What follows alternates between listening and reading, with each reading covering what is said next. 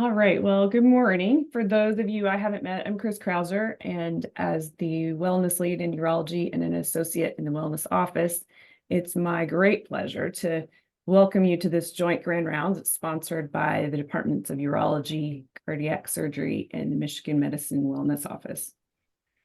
So Dr. Helen Morgan's going to kick off this informative session by providing some context here at Michigan and discussing the challenges faced by physician families gleaned from her work as a wellness associate. And then Dr. Sotil is going to discuss the challenges and rewards of parenting and relationships in the context of a busy medical career. So we're going to leave some time at the end for a Q&A with Dr. Sotil. Unfortunately, Dr. Morgan has another commitment and can't join us for that, but she's put her email address in her slides. So if you have specific questions about the Michigan data, please reach out to her.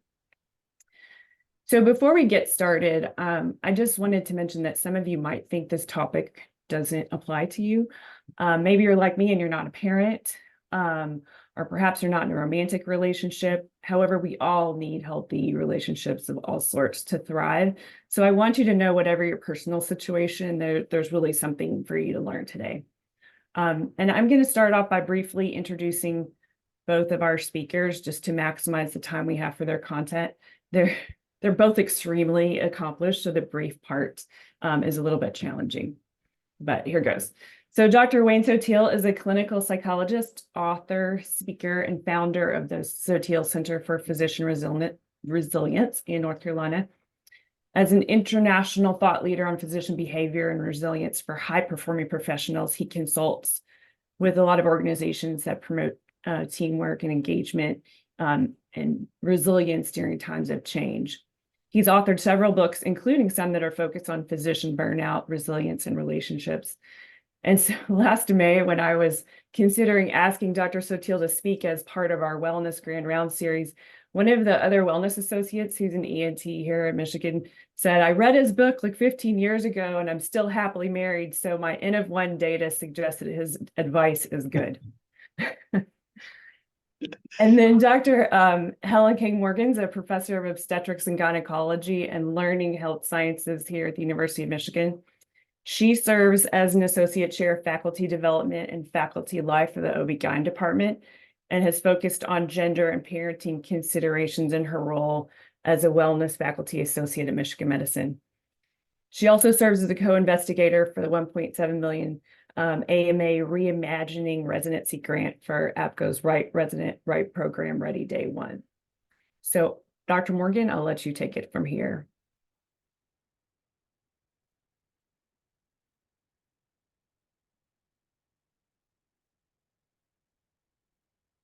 There. Okay, now I'm unmuting. Well, thank you for this privilege of being able to just provide a little bit of a preamble to Dr. Sotil's grand rounds. And as Krauser mentioned, I've been focusing on caregiving considerations as a wellness associate for several years. And as the associate chair for faculty development and faculty life, you know, the face of medicine has changed so much over the past few decades. And I had such an explicit reminder of how much medicine has changed when my father-in-law came and stayed with us for a few months before the holidays, because he had a few health issues that he was getting care at Michigan Medicine. And he practiced as an orthopedic surgeon in the Bay Area for many, many years in a private practice. And his life is, to many extents and purposes, very different than our lives as practicing physicians today. This is my husband, Dan. Many of you may know. He's also a clinical professor in my department. And when my father-in-law was focusing on his practice, you know, he had my wonderful mother-in-law, who was the really good program manager of the household and of the family, and who kind of took care of everything so that he could focus on his career. Our family does not have a program manager. You're looking at them right here, and we have very busy lives with work and travel and academic responsibilities, and our daughters are very, very busy too, with there are very many tennis activities. And so I'm just going to provide a little bit of, there's a lot described about how we are changing as physicians and how the House of Medicine is changing. Tate Shanafeld has really led a lot of this work, and he talks about what medicine was like in yesteryear, prior to 2005, when the model was really physician as superhuman, where we didn't have rites of passage, it was pre-80-hour work week restriction. Physicians had a lot of autonomy with less oversight. Spouses kept things running on the home front, so consequently there were no limits on work, and there was a culture of perfection. And so I'm just going to focus on the faculty engagement data from 2022 and 2023. And this is, of course, all self-reported data, but it just provides a context of where we are in Michigan medicine. There were decent response rates overall. About 56% of physician faculties responded to the survey. I'm going to focus on physician faculty for this data set here, and many of the stressors are similar for faculty in general. The overall gender distribution amongst all faculty positions was about 50-50. Of course, in urology and CT surgery was closer to 30-70 or 20-80 in terms of female-male. Overall, about 65% of faculty reported that they were caregivers, so either parents or taking care of their elderly parents. More female physicians reported that they were caregivers, about 73% of female physicians compared to 57% of male respondents. We then did some regression analysis looking at what factors would predict these three things: intent to stay, with I would stay at Michigan Medicine, I've offered a similar position elsewhere; work satisfaction, with overall I'm satisfied with Michigan Medicine; and then burnout, with I have one or more symptoms of burnout, emotional exhaustion, detachment, or a low sense of personal accomplishment. And we looked at a bunch of factors, so age, number of years in practice, rank, track, gender, and whether or not they identified as a caregiver. And unfortunately, the only factors that predicted whether or not somebody would intend to stay at Michigan is that female caregiving physicians, so parents who are taking care of their parents, were much less likely to endorse that they would stay at Michigan, with an odds ratio of around 0.6 in 2022 and 0.7 in 2023.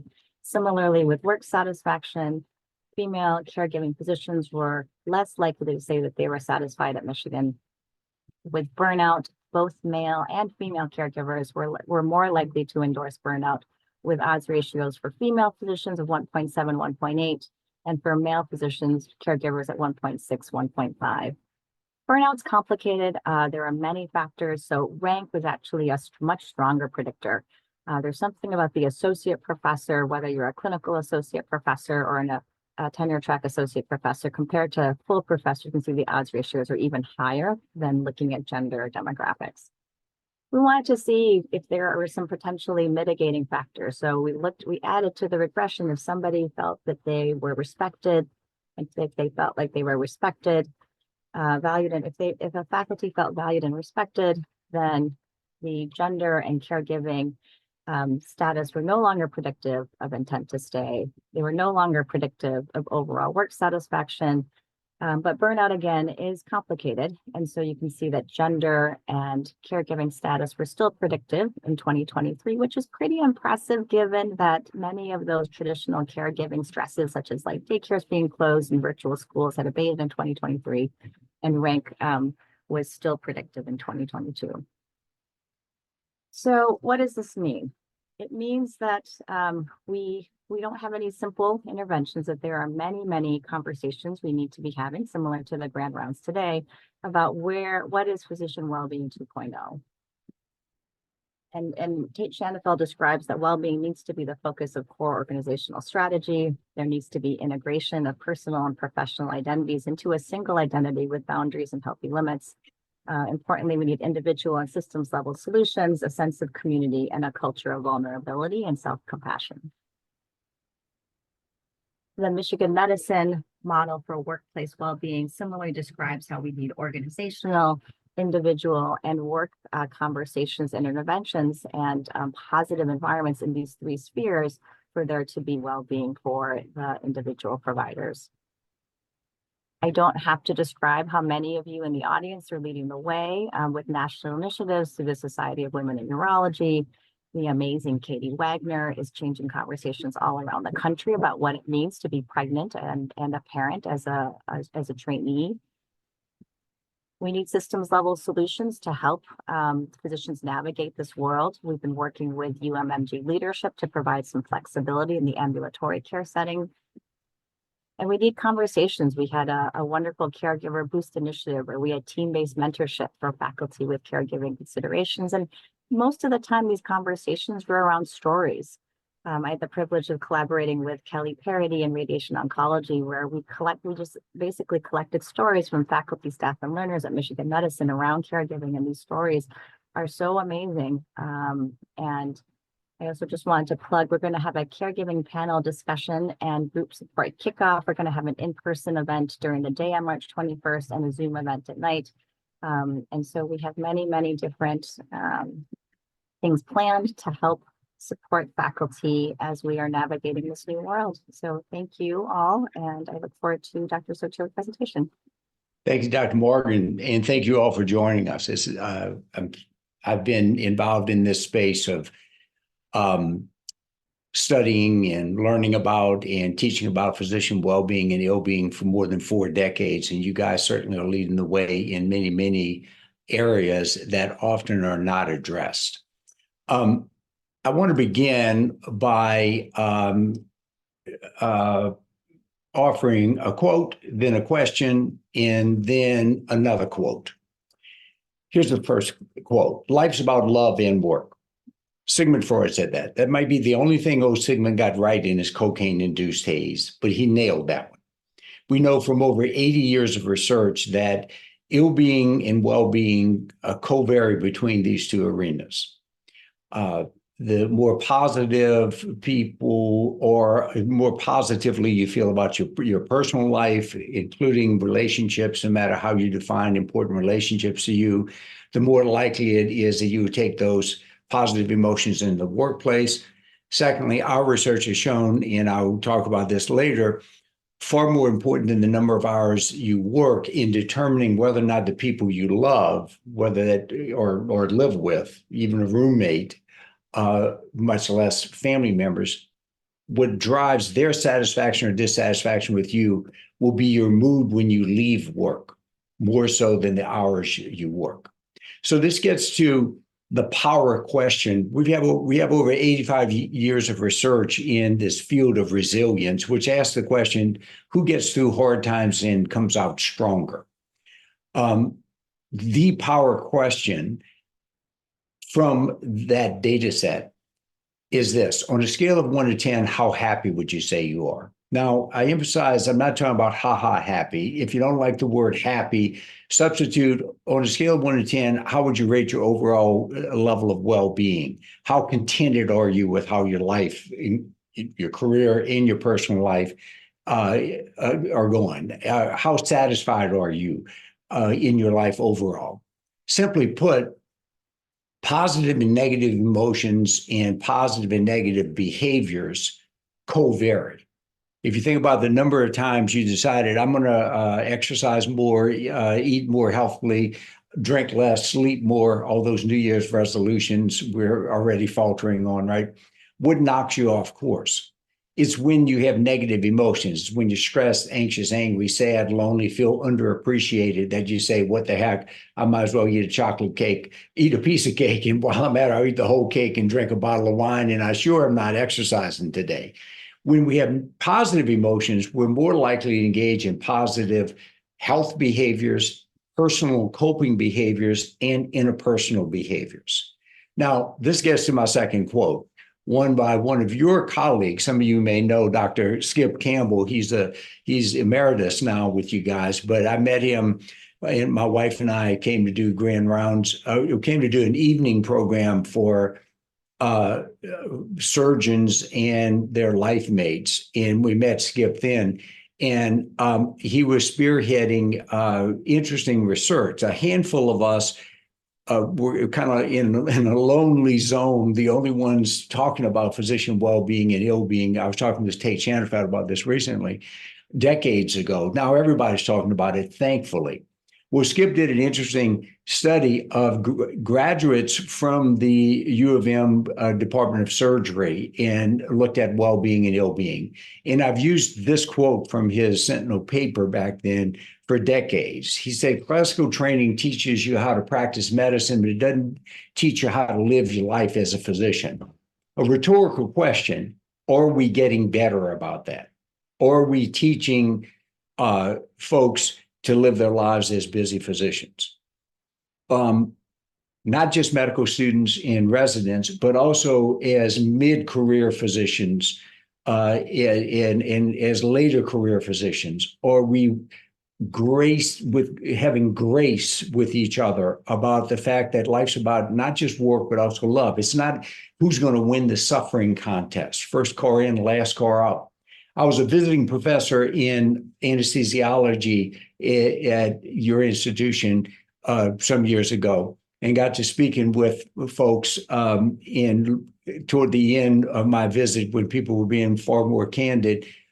Made the point that I was making the point that if you survey third year or about to finish up a fellowship trainees and their life mates, over 90%, over 80% say, I can't wait for training to be over. How come? So I have better work-life balance. If you resurvey young physicians and their life mates 5 years post graduation, over 90% of both groups say, my God, it got worse, because it does get worse.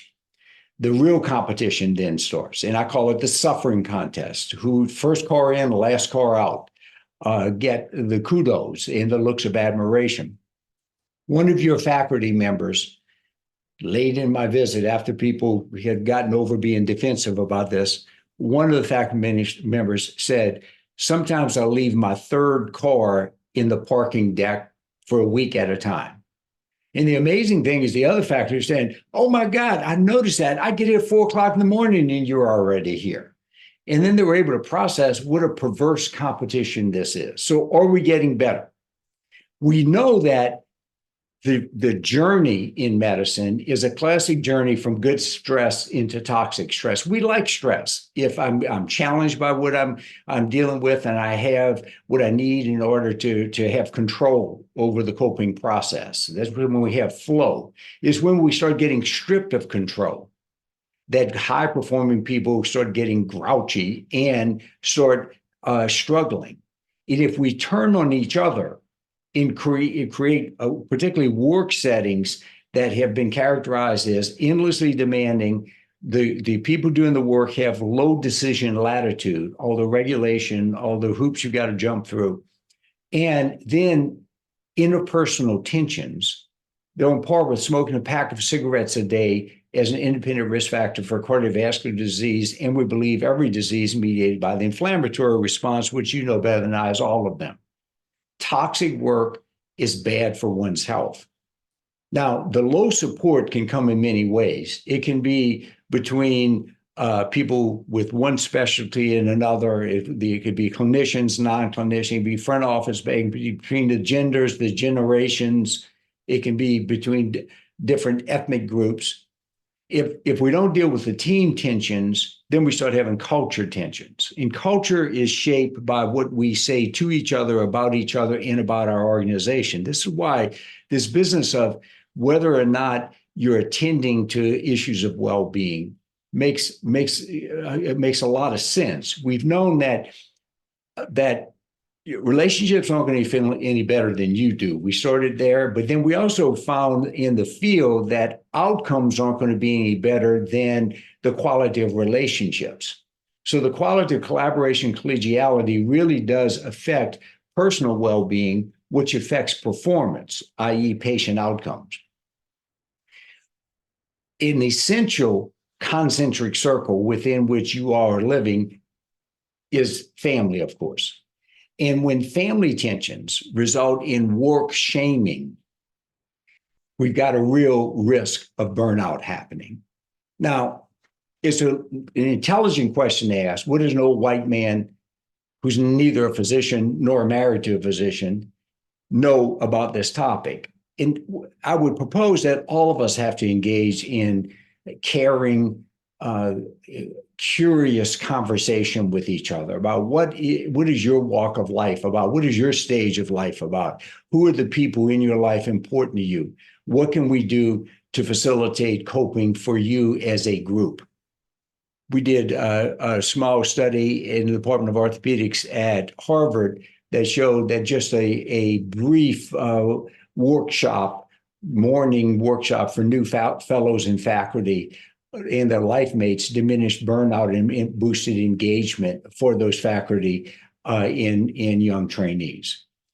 Now, I don't know what it's like to be married to a physician or be a physician. I do know some stuff about this stuff because this has been my passion and my focus for the last 46 years. In our clinic, my wife and I started our practice. We stumbled upon the super specialty of working with physicians. We've had to date over 12,000 physicians as clients or patients over the years. I say it that way because most have been self-referred. Some have been mandated to see us. Our daughters now run our practice. And we've also done a number of peer-reviewed published studies of medical family. We always survey both physicians and physician life mates, starting in 2004 and continuing last year. Tate Chanafelt and I, in conjunction with the American Medical Association, surveyed and got physician families and got over 1,000, almost 1,500 responses from life mates of physicians. There's some similarities and some unique challenges that come with one or two careers, and certainly with one or two physicians in a relationship. And going back to Dr. Krause's thoughtful comments, I know that not everybody's in a committed, intimate relationship, but the overwhelming likelihood is there are relationships that matter to everybody. And I think that our comments and some of the things I'm going to say will relate to whatever structure your relationship is. What we know is that whether we're studying what constitutes a good friendship, a lousy one, or a thriving family or couple, or lousy one, or a thriving team, or lousy one, or an individual who's resilient or one who's not, it's not a given set of skills that get you all the way up the journey. What resilience is about is it's not a preset or inflexible trait. It's about a set of tactics and skills that can be taught, practiced, and developed. And the resilience of the people around you affects your own resilience. Brian Sexton from Duke has robust data that shows one of the biggest predictors of your well-being will be the well-being of the people with whom you work. Emotions, attitudes, and behaviors are contagious. And it's a great thing that people like Dr. Morgan are promoting this whole initiative. What you measure changes. If you measure it publicly, it changes faster. The easiest way to measure something is to talk about it a whole bunch. Now, the resilience challenge is this in our work. Even if whoever they are that are giving you a headache or 90% of your problem, what's your 10%? A physician told me the way you talk about families, relationships, culture, and resilience is analogous to what we learned as rock climbers. I don't rock climb. I'm originally from Louisiana. I'm scared of escalators, but I live in North Carolina now. But rock climbing evidently is about don't grasp for things you can't reach. That's how you fall. You need to pay attention to what's beneath your feet. And the more stress we get, the more we ignore the fundamentals of mind, body, spiritual, and relationship health. Those factors matter. I want to encourage you to think about relationships and parenting from several perspectives in the little bit of time we have. Use accurate coping maps. Honestly assess yourself, and then focus not on the problems, but on structures and processes and whether or not you are engaging with the people in your life in a way that allows you to kick off byproducts that counter the daily hassles and fertilize the daily uplifts, regardless of what your relationship focus may be and what form the relationship is. Now, let's do this in this way a bit. We're going to do a relationship IQ test. Would you say this is true or false? The most insidious chronic threat to your own in your relationship or family well-being is the chronically unbalanced work-family life.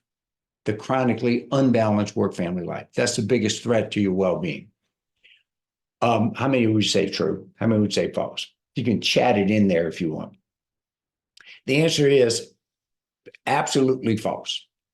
What we know is that the happiest married couples, this is from the research of John Gottman, the happiest married couples in the Western Hemisphere married more than 20 years. We have on average 12 chronic unresolved issues we aggravate each other to death with on a regular basis. That's the happily married ones of us. Yeah, I can see some of you counting on your fingers out there. If you can only get 3, text me the phone number of your loved one. I'll get the other 9 for you. I promise you. We don't see ourselves where other people see us. Complaints about the unbalanced life is one of the 12 chronic unresolved issues. Now, unfortunately, those of us who came of age in the 60s and 70s and who were feminists thought we were doing something good when we created this mythical balanced life, saying, hey, men and women, we can have it all. You can have great work, great family, great intimate relationship, and go to yoga class 3 or 4 times a week. And we set you up to chase a ghost. We set you up to live lives that we have normalized now. The insidious erosion of well-being is the new age guilt we live in. That manifests that no matter how much I love my work or my family or my date with my honey pie or my yoga class, I feel anxious or guilty about where I'm not. And then eventually I get angry or irritated because I'm constantly feeling anxious or guilty about where I'm not. This is a relatively new phenomenon. When I first studied work-life issues, the best study that at the time was one in 1973, asking, are you stressed by work-family juggling? Only 15% of physicians said they were. Now, they were predominantly male who had a female caretaker at home, and they didn't have work ambivalence. Over 80% of physicians say struggle with work-family juggling is one of my primary stressors today. We're not helped if we're shamed, is the point.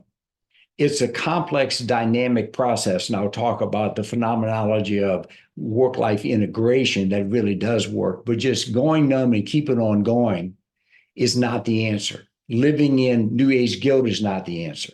It's a challenge because we know what's unique about medical family life. No one works like you guys work. This is from research that Tate and I did and others that Tate did. He's a research machine. The percentage of the general population who work 60 plus hours a week, 8%. What percentage of physicians work 60 plus hours a week? 44%. 22% of physicians work 80 plus hours a week. Yet there are many, many physicians who prove my adage is not how much you work, it's how you manage your attitude and your emotions when you come home, as well as some other stuff. Now, in our research, what we've also found is that according to spouses or life mates of physicians, 89% say that as a family, we feel grossly misunderstood in our community. Our neighbors assume their headache hurts as much as our headache. Our neighbors think that we're living the cushy lives of rich doctors' families, and our kids have it easy. Over 51% said we live and work in communities that are not supportive of medical families. When community is lacking, medical families suffer. Now, in our recent survey with the AMA Alliance, what we ask is, how fulfilled are you as a spouse or as a life mate or in your life in medicine? In our 2004 survey, the life mate said, I'm highly satisfied. 2011, approximately 80% again said, I'm satisfied. The last year, the percentage who said they were very fulfilled in their relationship with physician was alarmingly low, particularly in medical school residency and all the way up to 20 years in marriage.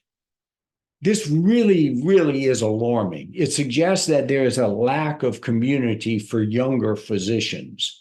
Now, older physicians, I don't know if you find your community or you decide just not to give a damn at some point about the community. And a lot have told me, I just wrote it off. I decided the organization doesn't care about us, so we found support elsewhere.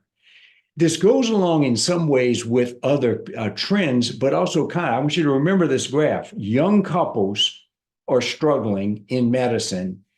Wow. This is the developmental journey that tends to be the case in relationships. Now, I offer the following for some of you as a way of looking back and understanding with self-compassion and with grace. Oh, that's what we went through when we went through hard times. For others of you, I'll offer a cautionary tale. We start off on our relationship journey with such bliss. The two of us together make one whole person. You complete me, right? We're just totally in love. We'll wake up 5 years later fighting over the toilet seat. Not only do we feel like you don't complete me, you aggravate the heck out of me. And the very thing that attracted me to you starts to repel me. I used to be so charmed, you're outgoing and talkative, and you make me feel passionate and alive. After marriage, I'd be thinking, why don't you ever shut up? For God's sake, I'm watching you and him win the national championship. Wait till the commercial comes on. True or false, one of the biggest predictors of relationship happiness is loving each other. Absolutely false. Over 80% of people getting divorced say they still love each other. It's not lack of love, it's lack of friendship that makes for an unhappy marriage. Nietzsche said that. I don't want y'all to think I read philosophy. Alphonse Nietzsche said that in Thibodaux, Louisiana one night while he was drinking beer and both of us were drunk. And I said, Alphonse, that's profound. And I wrote that on a napkin. That's not true. The philosopher Nietzsche did say that. It's lack of friendship. And research has shown that indeed that is what happens at ruins. The friendship goes first, then we start accumulating tensions that erode the relationship. Now, if we measure intimacy, any way you measure it, how often you hold hands, make love, say something nice to your partner on our vertical axis, as the years progress on our horizontal axis, you got to watch out for this pattern. Early on, everything's sky high because we're in love. As soon as we get each other, there's a dip. You're together 5 to 11 years, there's going to be a landslide. We tend to think that's about having kids, but here's what's interesting. Even childless couples go through that because that's mainly about the disillusionment of how hard it is to make a relationship thrive and sustain. It's not about staying infatuated. If you don't have the right roadmap, what happens is people bail out or drop out. They either split or emotionally they settle into low levels of intimacy. They're no longer complimenting. They're no longer finding what's right. They have a cognitive shift and focus on what's wrong. They get divorced but stay in the relationship. Now, what we know is that there's this other possibility, the blue line couples who go through the same stuff but bounce forward and come out better, more mature and stronger in a way that allows sustained intimacy. This is why people married 25 years or more almost universally say my relationship got better. In our research, that certainly resoundingly is a redundant finding in our research in physician marriages. With the advice older couples give, hang in there, it'll get better. And it's not because we retire, it's because we rethink, we reframe, and we re-engage in some ways that allow us to focus on what's beneath our feet, so to speak. Now, hold that thought. While that's happening in our incidentally, give me any relationship. This applies to your latest BFF. There are no perfect relationships. That person's going to disillusion you too and disappoint you. At some point, you've got to decide, well, am I going to forgive? Am I going to accept? Am I going to rethink, reframe what's right and focus on that and settle into good enough? Or am I going to stay on that yellow line and say, I got double crossed and I'm going to withhold and I'm going to be stingy, I'm going to be unforgiving. Now, if you measure collaboration and collegiality, the behaviors that generate culture in the workplace in a matter of months, guess what the grass looked like? Similarly, in our experience. So often, both at work and at home, we're going through this relationship journey. Now, the good news is it really is true that relationship resilience is a reality. Believe in resilience. I'm not just psychobabbling. Galinsky et al. Did a fascinating study of 10,000 at University of Chicago, 10,000 person 5-year prospective study some years ago, showing that at test point 1, all those people who were miserable in their relationships and depressed, incidentally, at test point 1, who did not get divorced within the 5-year retest period, over 90% said 5 years later, I'm glad I didn't get divorced. I'm now happier in my relationship. Incidentally, over 90% who did get divorced and were depressed.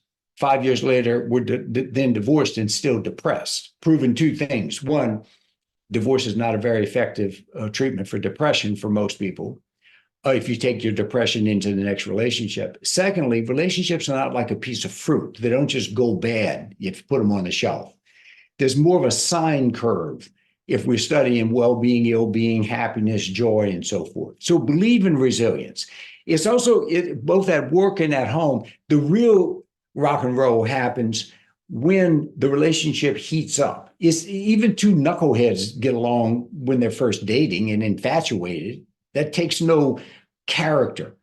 When they're first working together, that takes care. It's the 100th time that person frustrates you, that you got to decide whether I'm going to believe this is, of all the people in the world, this is a person who's important in my life because I work with them every day, or a person important in my life because I love them or they're in my family. And I didn't want to marry my sister, but that's who the knucklehead is, my son, my brother-in-law. What am I going to do about it?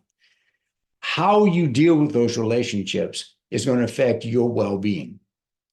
And it's a response. When the going gets rough, the people who make it get more open-minded, open-hearted, accepting, forgiving, curious, and kind about their own and each other's enduring vulnerabilities. This is a great concept.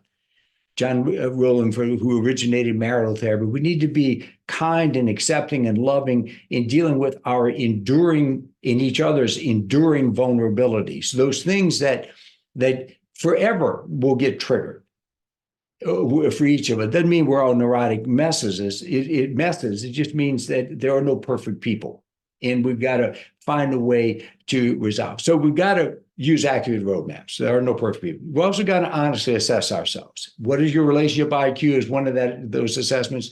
A second is who are you, the ones you love and work with. I want you to think about each of the people in your family with one side of your brain. With the other side, I want you to think about one of the people at work you get along with least. Here's the question. Tell me something new you've learned about each of them lately.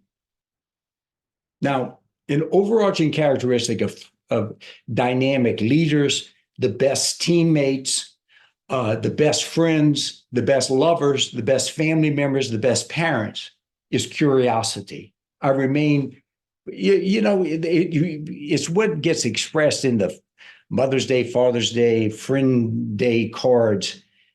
When I'm with you, I feel like I'm the only one you're paying attention to, that sort of stuff. Have you updated your lenses about each other?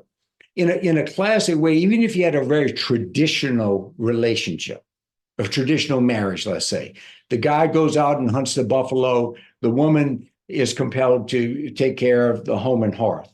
We live so long that we have a midlife crossover.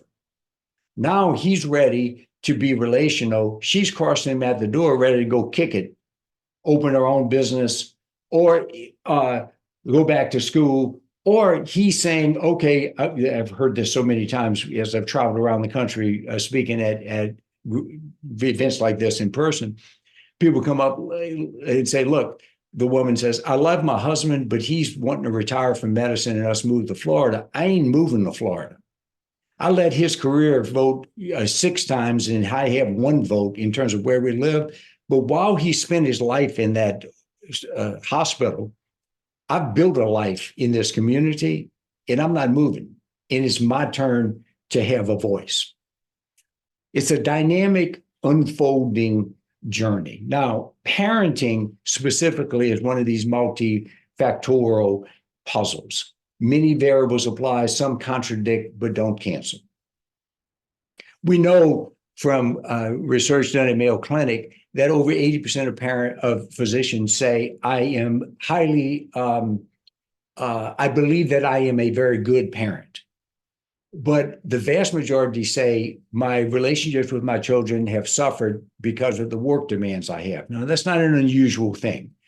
We've known for decades that highly successful men, for example, over 70% say, I'm really proud of my success, but I have deep, deep soul level pain about what I've missed in my life because of how much I've worked, including I miss some of my youth, my early adulthood, and so many of my kids' kind of activities.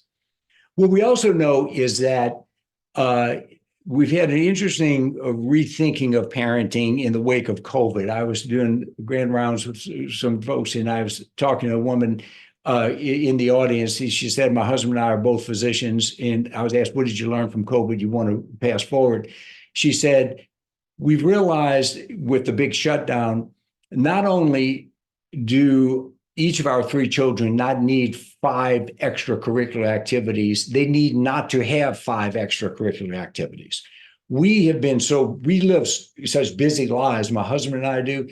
I think in some ways we made our children busy to shrink the gap between their lifestyle and ours. So we've got to look at what's happening. One of the things we know about parenting is an interesting paradox, and that is in our research, and we found this time and again, having children increases role strain but diminishes burnout. And in fact, there's a linear relationship. The more kids you have, the lower the burnout. And in our recent survey, the more children, the higher the satisfaction with life. Now, what that's about is we think it's about something about rethinking, reframing, and learning how not to struggle so much. Some people would propose, anecdotally have proposed, high demand, low control, low support. That epitomized my family life. When I go to work, women physicians very often say this, when I go to work, I am in more control. At home, I have less control. Now, the unique challenges that come with moms in medicine, y'all have eloquently been addressing. Starting back with Dr. Schuback, I noticed that in the literature talking about we need places for women to deal with women, things like breastfeeding, in continuing with the great work that Dr. Morgan and colleagues are doing. I just give the cautionary tale that no matter how advanced we are in our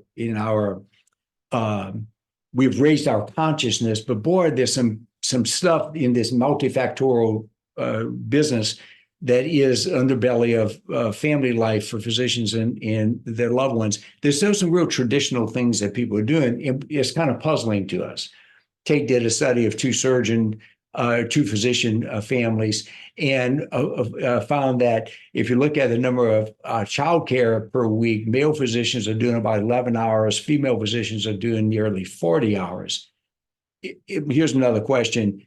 In a 2-physician marriage, when childcare goes south, which physician is most likely to tank their day's schedule to deal with the kids? I'll give you one big fat guess. 600% more frequently as a woman. Now, I'm not saying it's got to be that way. I'm puzzled having 2 daughters that are just kicking, successful, powerful women. We don't drift that. We haven't drifted that far from some of those traditional roles. We know that in terms of family life, lack of time is one of the factors that is a vital variable with diminishing satisfaction. It's not all about the amount of time, but the amount of time you spend with your loved ones. You can't have relationships unless you have some time with them, but it's also what you're doing during that time. One of the key factors is the amount of time you spend awake. We forgot to ask that in one of our surveys. We're here, but we're sleeping the whole while. In 2004, that's how much time people spent awake. In 2023, this is what's interesting. People are spending more. There's a significantly higher percentage of people are spending 120 minutes or more a day awake. We believe that a lot of that is done finishing up charting online, however. And what we know is that the most satisfied people in medicine spend 90 plus minutes a day awake in the presence, and we think relatively engaged with each other. It's not how much you work, it's engaging with your mate in meaningful discussion about your reactions to your work and life experiences. You had lunch with your law school buddies. How was that for you? This is a caring conversation between a physician and his spouse. She decided not to practice medicine in order to have babies. What was it like for you to talk with these people? You were just this kick-it law student. You could have been a partner in a law firm. How were you? Or to come home and not talk about every detail of what you went through, but to talk about a patient family thanked me today and reminding me why I love doing this, or someone died today and I'm really affected by it. Process your reactions with each other. Now, this gets to not focusing on solving all the problems, but to creating structures and engaging in processes, the way you interact, that kick off byproducts that fertilize the right stuff in relationships and kill the weeds in the relationships. It's not about getting rid of the 12 chronic unresolved issues. It's about using your resources to counter hassles with uplifts. It's your mood when you come home from work. Now, in 2004, this is how frequently spouses claim their physician mate came home worried, irritable, or too tired to participate. In 2023, 40 to 60%, depending on stage of life, said my physician mate comes home worried, and 40 to 68% through year 20 in the relationship said my partner comes home too tired to participate in home life. It's important, I think, for us to look at what drains our energy. Now, listen, we got to revamp the medical workplace to make the performance targets attainable, to provide adequate tools, resources, teams. If you're accustomed to working in a team and you're one person down, it increases the odds 25% that the other people are going to experience burnout. But it's also important for us to not be ambivalent about doing our work. Good work is good for our families. This is a heartbreak. We all understand who are parents. But we know from another study by Galinsky, who asked children of two-income couples, if you could change anything about your parents' work as it affects your life, what would you want to change? The researchers brilliantly asked the parents, what do you predict your kids are going to say? Now, overwhelmingly, if I asked your kids, what do they want more of from you? What would they say? If we were in a live audience, all of you just said, they want more of my time. That's what people predicted. Life has a way of humbling us. Only 10% of the kids said they wanted more time with mom. Only 15% wanted more time with dad. Overwhelmingly, what they said is, I don't care how much mom and dad works. I just wish they were less stressed when they came home. Only 2% of the parents got it right. What makes for happy medical families is honoring each other. Now, I'll tell you a tale about that. If you don't believe me, ask your own family or watch your family. That's my wife, Mary. I should have introduced her early. She taught me most of this. Mary and I have been married for 46, 47, I don't know how long, 46 years. When we first got together, we wanted to have kids. We had Rebecca and Julia right away. And we tortured ourselves asking what's sufficient, what's necessary, how much is enough. We wanted to give them as good a lives as we could. We weren't quite sure what to do. Well, they're all grown up now, and we got 4 grandkids, and we still torture ourselves about what's necessary, what's sufficient. I was talking with my daughter Rebecca once about an event I missed in high school where I was supposed to present roses to her for being the head of the dance team at halftime of a basketball game, and I was in Kansas City that night speaking to a group of physicians and their spouses about work-life issues. I cried. I went back to my hotel room and I cried real tears. I'm not joking. It broke my heart that and set me on an existential spiral questioning, what am I doing in my life? I'm missing this important thing in Rebecca's life. Well, I was talking to Rebecca about this about 3 years ago, and she said, I don't even remember that. I said, you don't remember? I've been torturing myself with this for 20 years. I can't remember. She said, I remember you being at a lot of things. I don't remember that. She said, she's kind of tough. She said, you need to practice what you preach about self-compassion and forgive yourself. Well, so a few weeks later was Father's Day, and she's also sweet. She's tough, but she's sweet. She wrote me a Father's Day card that is in my briefcase. I'm looking at my briefcase right now. And when I'm on the road and my heart is hurting, I reread it. It's tattered. I've read it so many times. It was a blank Father's Day card, and it said this, said, Dad, this Father's Day, I want to thank you for these things the most. And she said some things made me cry. I'm not going to tell you, but I want to tell you a few to make the point about be kind to yourself. That's the best thing you can do for your family. She said, I want to thank you for how it's always made me feel whenever I hear you laughing really hard. I want to thank you for how you always made me believe you were more excited about whatever I was working on than what I now know is that important stuff you're always working on. I want to thank you for how you always made me feel pretty, even when I knew I wasn't. That one always kills me. And I want to thank you for how it still feels every time I see you and Mom dancing. My daughter Rebecca is a powerful, educated, incredibly talented, world-traveled, accomplished, professional woman, mother, spouse, person. You know what she says work-life balance is about? When the people she loves the most are being happy and are being nice to her and nice to each other. The greatest gift we can give is our attention. Work-life integration is not about balance. It's about engagement. If you're going to be at work, it's like walking across the stream on rocks. Be all in that work so you do great work and enjoy it so that you're in a good mood when you go home. And when you go home, don't contaminate it unnecessarily with our addictions to our technology. You're on a date with your honey pie, lower right-hand corner. Tell the babysitter, don't call unless there's a lot of blood and visible tissue damage. You need a break to rejuvenate that parenting.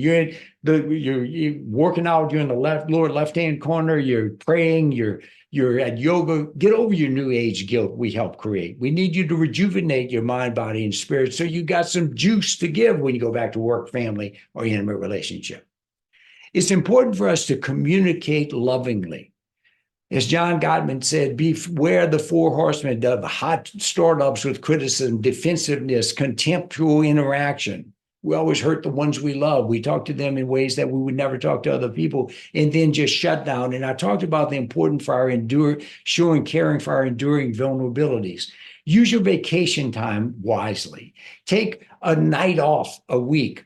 The world's not going to end. And let yourself be playful. Never turn a weekly calendar without showing a chunk of time that's going to be recess, true recess. Never turn a monthly calendar without having marked off 24 to 48 hours where you're going to give your best to the people who you care about. You say you love your sister, call your sister then.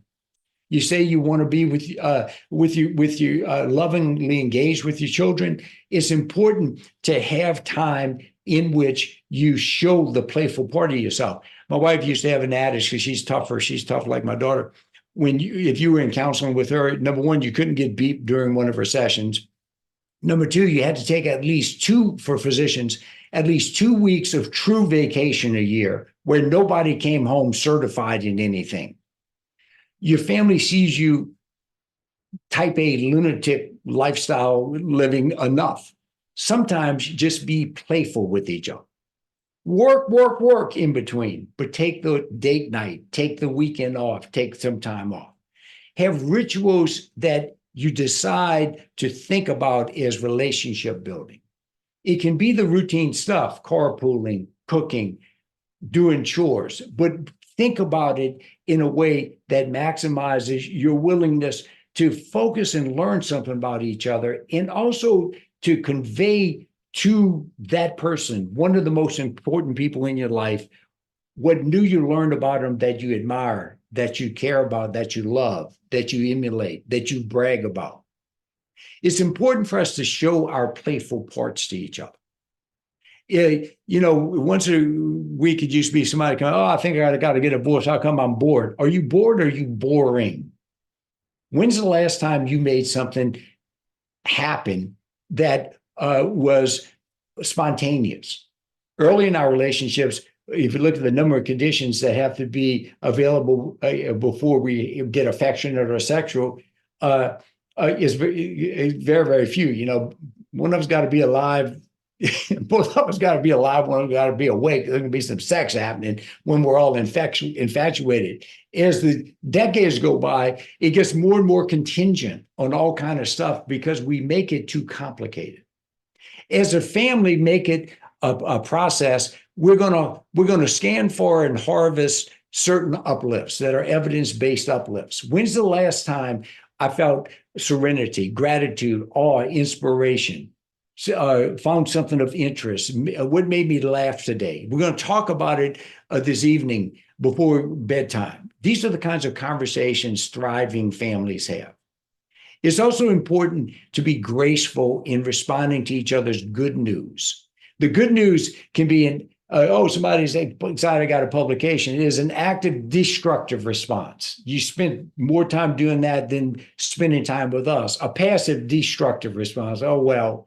A passive constructive response. Well, not making a big deal of it, but I guess you're happy.